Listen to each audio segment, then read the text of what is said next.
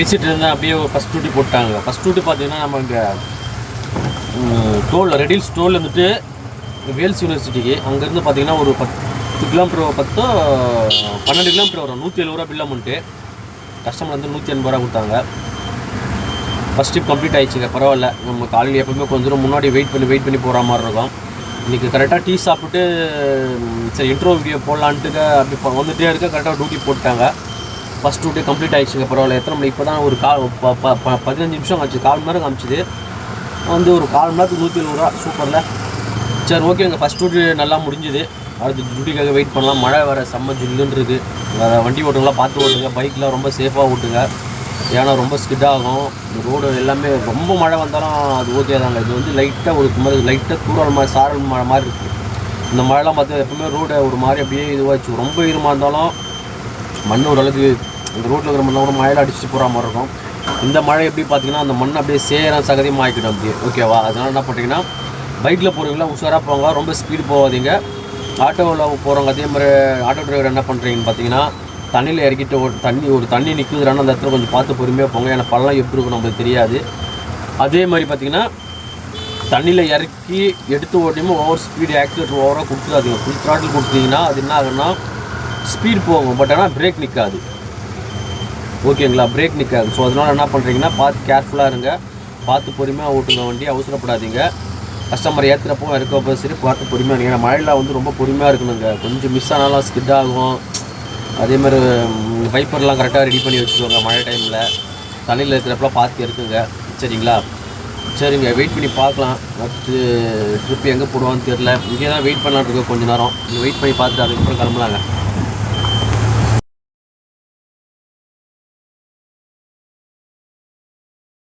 Third trip பார்த்திங்கன்னா நம்ம பட்டாபுராமில் இருந்துட்டு பூந்தமல்லிங்க.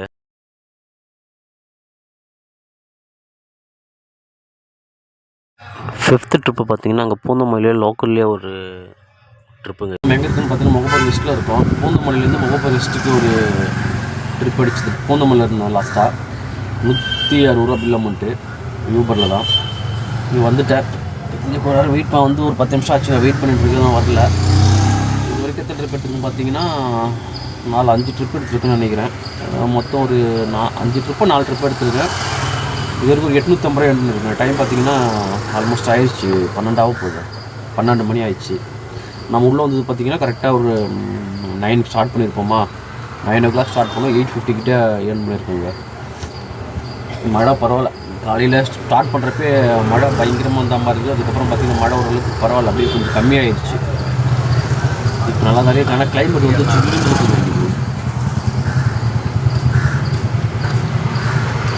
கிளைமேட் பார்த்திங்கன்னா பயங்கர சில்லுன்னு தான் இருக்குது. டியூட்டிஸும் அந்தளவுக்கு சொல்கிற அளவுக்கு பயங்கரமான டியூட்டிஸில் ரொம்ப கம்மியாக தான் இருக்க மாதிரி எனக்கு ஃபீல் ஆகுது. ஆமாம். ஏன்னா அதிகமான டியூட்டிஸ்லாம் அடிச்சுட்டே இருக்கும். இதை பார்த்துங்க 30 கிலோமீட்டருக்கு 323 ரூபா கொடுக்குறாங்களாம். அது எங்கே இருக்குது? 300 போகலாமா?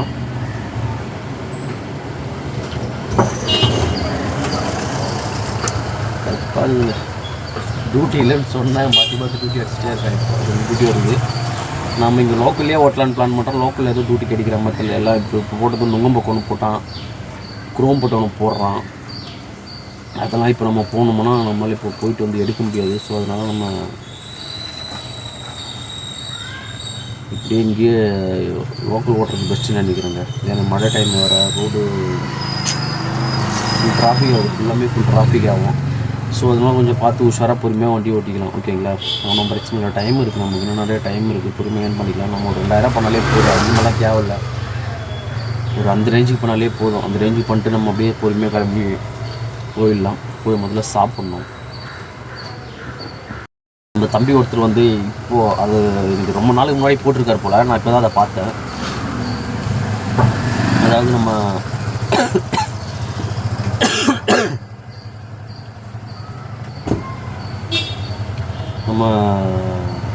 பஜாஜ் ஆட்டோ வந்து இப்போ கரண்ட் ப்ரைஸ் எவ்வளோ, ஷோரூம் ப்ரைஸ் எவ்வளோ, ஆட்டோன் ப்ரைஸ் எவ்வளோன்னு கேட்டிருந்தாரு.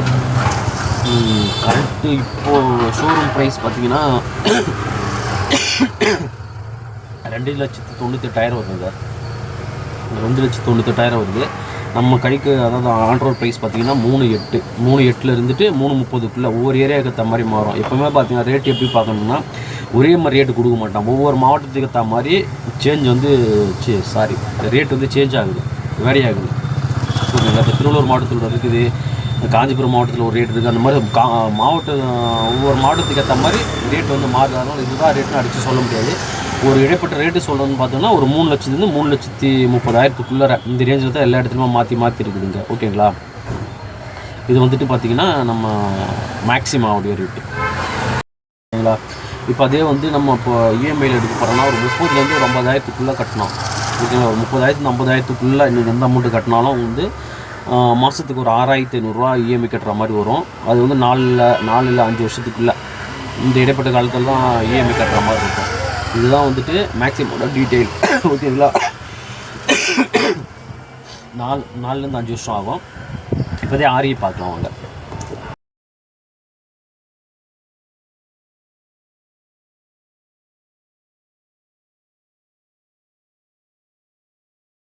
திருவேற்காட்டிலேருந்து விச்சூர், இங்கே மீஞ்சூர் பக்கத்தில் விச்சூர்னு ஒரு ஏரியாங்க. அதுக்கு ஒரு சவாரி ஒருத்தர் வந்தார். இங்கே ஒரு கம்பெனி இருக்குது, அந்த கம்பெனிக்கு வந்தார் போல். அங்கேருந்து பார்த்தீங்கன்னா எப்படி பார்த்தாலும் கரெக்டாக ஒரு 27 கிலோமீட்டர் காட்டுச்சுங்க. 700 கேட்டேன், மனுஷன் பதறிட்டான். அதுக்கப்புறம் சரி அப்படின்னு 550 கொடுத்தாரு.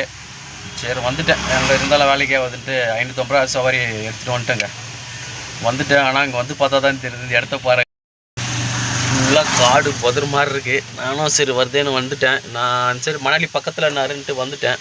இங்கே வந்து பார்த்தீங்கன்னா ஃபுல்லாக இது இருக்குல்ல, இந்த கேட்டு தெரியுதா, அந்த கம்பெனி ஏதோ ப்ராப்ளம் அது ரெடி பண்ணுறதுக்காக வந்தாராம். இப்போ தான் உள்ளே இறக்கி விட்டு வந்துருக்குங்க அவரை.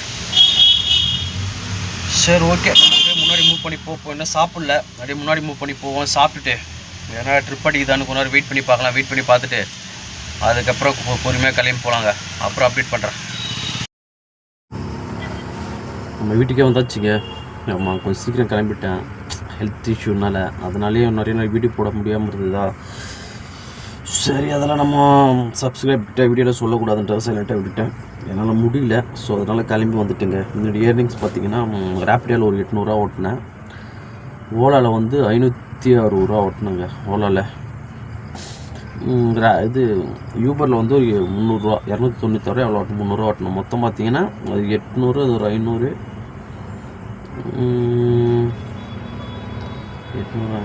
1300, இதில் ஒரு 300, 1600 ப்ளஸ் ஒரு 200 கை சவாரி 1900ங்க.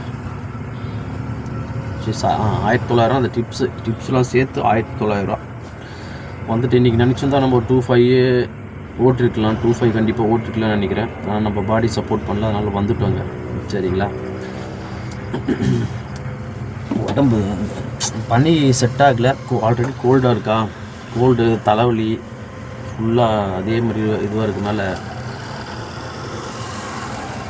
உடம்பு வந்து செட் ஆகலை. சரி பார்த்துக்கலாம். டேப்லெட் எடுத்துருக்கேன், டேப்லெட் போட்டுக்காமல் படுத்துட்டாங்க.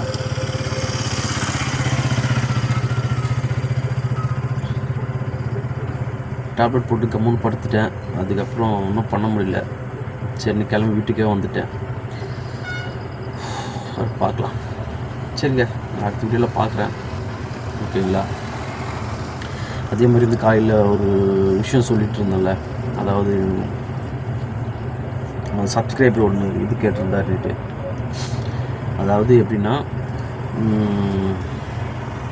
அப்படி பண்ணலாம். இது மேக்ஸிமம் வந்துட்டு இப்போ அதே நம்ம ஆர்க்கு பார்த்திங்கன்னா உங்கள் சிட்டிக்குள்ளே டிராஃபிக்கில் ஓட்டுறதுக்கு கம்ஃபர்டபுளாக இருக்கும். ஓகேங்களா? இப்போ மேக்ஸிமோட ஆர்வி பார்த்திங்கன்னா சிட்டிக்குள்ளே கம்ஃபர்டபுளாக சின்ன வண்டியாக இருக்கும், காம்பேக்டாக இருக்கிறதுனால சிட்டிக்குள்ளே ஓட்டுறதுக்கு நல்லாயிருக்கும். ஓகேங்களா? மைலேஜும் அதிகமாக இருக்கும். நம்ம இதோட மேக்ஸிமோட ஆர்வி வந்து மைலேஜ் அதிகமாக இருக்கும். ஆனால் மேடு பள்ளத்தில் பார்த்திங்கன்னா நம்ம மேக்ஸிமம் எனக்கு பெஸ்ட்டுன்ற மாதிரி தோணுது, நல்லா இதுவாக போகிறதுக்கு. இன்னொன்று வந்துட்டு இஎம்ஐ கணக்கு பார்த்திங்கன்னா இது இனிஷியல் பேமெண்ட்டு இதில் 25லேருந்து ஒரு 40க்குள்ளார கட்டினீங்கனாலே அது எடுத்துப்பாங்க. ஆர்இக்கு 25லேருந்து 40,000க்குள்ளே கட்டலாம். மாதம் இஎம்ஐ பார்த்திங்கன்னா 4,500லேருந்து 5,500க்குள்ளே அந்த ரேஞ்சில் வரும். 5 இயர்ஸ் போடுவாங்க. ஓகேங்களா? ஆனால் அதுவும் அதே மாதிரி தான், ஒவ்வொரு மாவட்டத்துக்கு தவிர எது சேஞ்ச் ஆகும். அதில் நீங்கள் ஆர்டிஓ எல்லாமே உங்கள் செலவாக மாதிரி தான் இருக்கும். சிலது அப்படி இப்படி சேஞ்ச் ஆகலாம். அது எல்லா இடத்துலையும் வந்து ஒரே ரேட்டில் கண்டிப்பாக கொடுக்குறது. இப்போ நம்ம டைரெக்டாக டிஸ்ட்ரிபியூட்டரு வண்டியாக இருக்குவாங்க, அவங்களுக்கு இன்னும் சில சேடுங்களோ இல்லை சில சப்ளர் இருக்கிறவங்களோ பிரித்து வாங்கிட்டு போவாங்க. அதை பொறுத்து இப்போ கிங்ஸ் மோட்டார் பார்த்தீங்கன்னா அவன் பெரிய ஆளாக இருக்கான். அவங்க என்ன பண்ணுவாங்க, நிறைய பிரான்ச்சஸ் இருக்குது, அவங்க கொஞ்சம் இதுவாக பண்ணுறாங்கன்னு நான் நினைக்கிறேன். ஏன்னா அவங்க உங்கள் சென்னையில் பார்த்தீங்கன்னா வண்டி இறக்குறது அவங்க தான். புழலில் இருக்குல்ல, அவங்க தான் ஃபுல்லாமே லோடு இறக்குறாங்க. இறக்கி அவங்க தான் நிறைய இடத்துக்கு சப்ளை பண்ணுறாங்க வண்டியை. அதனால் இவங்கக்கிட்ட வாங்கினா ஓரளவுக்கு எனக்கு தெரிஞ்சு நாங்கள், ஏன்னா என் ஃப்ரெண்டு ஒருத்தர் அப்படி தான் வெளில எடுத்திருந்தார். நான் இங்கே எடுக்கிறப்போ 3,08,000 என் வண்டி. அதே வண்டியாக ஒரு இன்னொரு இடத்துல போய் சென்னையில் இன்னொரு இடத்துல வேறு இன்னொருத்தங்கிட்ட ஒரு சேடுக்கிட்ட போய் கேட்டிருக்காங்க. அவங்க ஓகேன்ட்டு இருக்காங்க, கொடுக்குறேன்னு இருக்காங்க. அங்கே பார்த்தீங்கன்னா அப்படி இப்படின்னு போட்டு ஒரு 3,30,000 வந்திருக்கு. புரியுதுங்களா? அப்படியே எனக்கு கால் பண்ணாங்க, இந்த மாதிரி இருக்குன்னு. அதுக்கப்புறம் நான் பேசினேன், நான் எடுத்தது 3,08,000 தான். என்ன இல்லை, நாங்கள் இதை போட்டோம், டாப் அடித்து கொடுத்தோம், அது கொடுத்தது ஸ்டாப், எனக்கு தான் டாப்லாம் அடிச்சு கொடுத்தோம், எல்லாமே ஃப்ரீ தான். ஓகேங்களா? பர்மிட்டில் 2,500 ஏதோ சம்திங் பண்ணி கொடுத்தோம். அப்படி எல்லாமே 3,08,000 தான் கட்டினேன். ஆனால் அங்கே பார்த்தீங்கன்னா 3,30,000 இருக்காங்க. அதுக்கப்புறம் அவன் கேன்சல் பண்ணிட்டு மறுபடியும் வந்து புயல் பிரான்ச்சில் வந்து தான் வண்டி எடுத்தான். அந்த மாதிரி இடத்துக்கு ஏற்ற மாதிரி மாறும், மாவட்டத்துக்கு ஏற்ற மாதிரி ரேட்டு மாறும். அதனால் இதுதான் ரேட்டு கரெக்டான ஃபிக்ஸட் ரேட் நம்மளால சொல்ல முடியாது. ஓகேங்களா?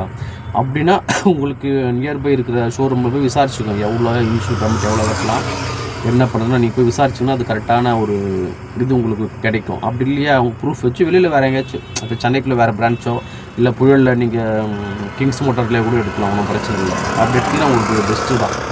சரிங்களா? சரிங்க, இனி ரெகுலராக வீடியோ போடலாம். ஓகேவா? ஹெல்த்து பரவாயில்ல, ஓகே, இது எல்லாம் நார்மலைஸ் பண்ணிக்கலாம். டேப்லெட் எடுத்துருக்கேன். நாளைக்கு எப்படி லீவு தானே, நாளைக்கு உடம்பு ரெடி பண்ணிவிட்டேன். மண்டேலேருந்து ரெகுலராக வீடியோ வரும். ஓகேங்களா? பார்க்கலாம், வீடியோவில் பார்க்கலாங்க. பாய்ங்க.